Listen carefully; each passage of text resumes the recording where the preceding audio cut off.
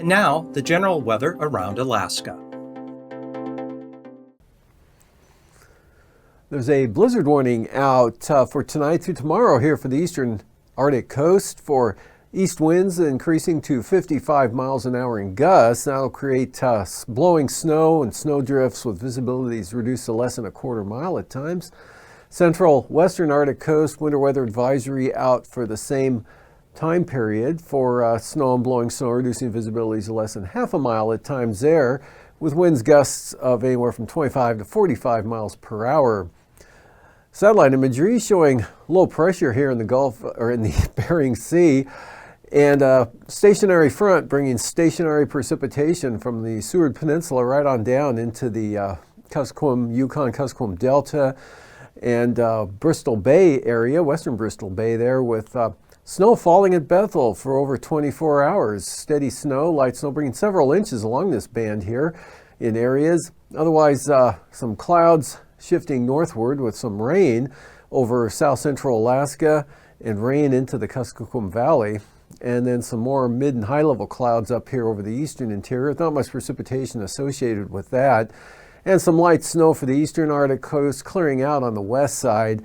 And the southeast coast, not too bad, variably cloudy, a few showers around, but nothing significant. And heavier cloud mass down here to the south that'll actually stay to the south. And another weakening front pushing in toward the western Aleutians. On the chart, here's a cold front right through here, bringing the, again, continuous light snow from Nome to Bethel, and rain in the Kuskokwim Valley ahead of the front. Temperatures in McGrath in the lower to mid 40s today with light rain. And then behind the cold front, temperatures well below freezing with light snow occurring. Areas of rain and showers here over south central Alaska today, extending along the North Gulf Coast, in across the Panhandle there with really relatively light amounts of precipitation over the last 12 hours. Mostly dry over the central and eastern interior areas, and winds still pretty gusty out of the east-northeast on the Arctic coast there, with gusts anywhere 25 to 45 miles per hour. And for tonight, low pressure remains stationary out over the Bering Sea, keeping periods of snow with gusty southwest winds to the Pribilof Islands as another trough develops there and kicks those winds up a little bit for St. Paul and St. George. Otherwise, high pressure building into the southwest interior dries it out and starts to clear it out from the Yukon River there, right on down into the Alaska Peninsula, southwest Kodiak Island, and still some scattered showers around south central Alaska tonight with cloudy skies. Areas of light snow up along that trough there from the central interior out back across Kotzebue Sound. Dry for the Arctic coast and North Slope, eastern interior dry, and dry for the southeast coast. And for tomorrow, you can see this storm system down here staying to the south and actually pulling eastward as opposed to rolling up to the north there. So that's going to make for a partly to mostly sunny day for the Panhandle with light winds. Drier day tomorrow for the North Gulf Coast as well, dry for the Cup River Basin.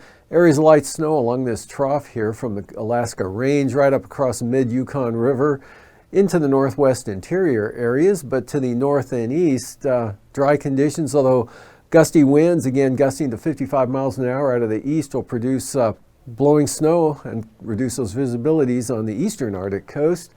And a cold front here tries to push some snow into Nunivak Island and tries to push some snow into St. Lawrence Island, but the bulk of the moisture staying to the south or west of both of those locations.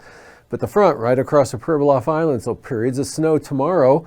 Otherwise dry for Bristol Bay with partly sunny skies here from the Yukon-Kuskokwim Delta, Bristol Bay, and maybe even the southern Kuskokwim Valley into Kodiak Island. Basically just cloudy over south central Alaska, but maybe some snow showers there at northern Cook Inlet, mainly over the Chugach Mountains, Talkeetnas, into the Susitna Valley, and that's about it.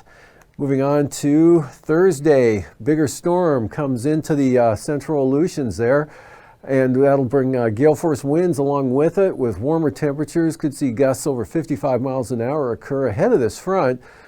Places like Cold Bay there for the Alaska Peninsula, increasing wind and snow for the Pribilof Islands, and then snow extending along that cold front right up to St. Lawrence Island now. Probably will get into Nunivak Island and then just grazing the Yukon Delta coast there Fairer, drier conditions with much lighter winds, of course, ahead of this system under some weak high pressure over the southwest interior. Scattered snow showers from the Alaska range right on up to the Arctic coast.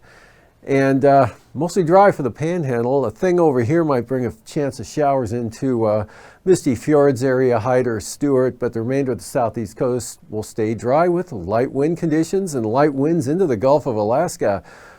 Lows tonight, 5 to 15 below for the North Slope and the Arctic coast, otherwise teens and 20s for the Brooks Range, in the 20s here for the central interior, and upper 20s, lower 30s. South central Alaska, mid-20s, Kodiak Island, some colder air flows in there, and down into the teens for Bristol Bay, 5 to 15 over the southwest interior to St. Lawrence Island, mid-20s for the Pribilofs, and upper 20s to lower 30s for the Aleutians.